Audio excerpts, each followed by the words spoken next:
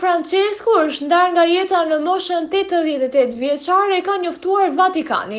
Ai ishte peshkopi i Romës dhe kreu i kishës katolike. U bë pap në vitin 2013 pasi paraardhësi i tij Benedikti XVI dha dorëheqjen.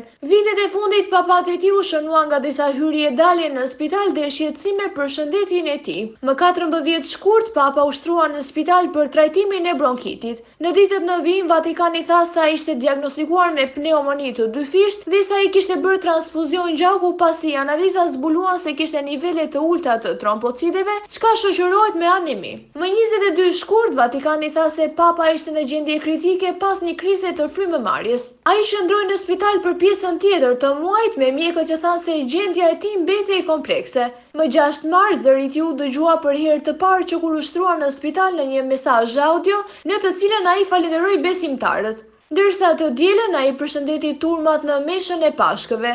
Qëndrimi i tij 38 ditor në spital përfundoi në 23 mars dhe papa u kthye në Vatikan pasi bëri një ndalesë surprizë në bazilikën e tij të preferuar përpara se të fillonte 2 muaj pushim të këshilluara nga mjekët. I lindur në vitin 1936, Francesku ishte papa i parë nga Amerika e Jugut. Papat e tij u shënuan nga përkraja ndaj atyre që i shpëtonin luftës dhe urisë, si dhe njerëzve që jetonin në varfëri, duke i dhënë atij emrin Papa i popullit. Në vitin 2016 ai lau këmbët e refugjatëve nga fe të ndryshme në një qendër azili jashtë Romës, në një gest për ulësie dhe shërbimi.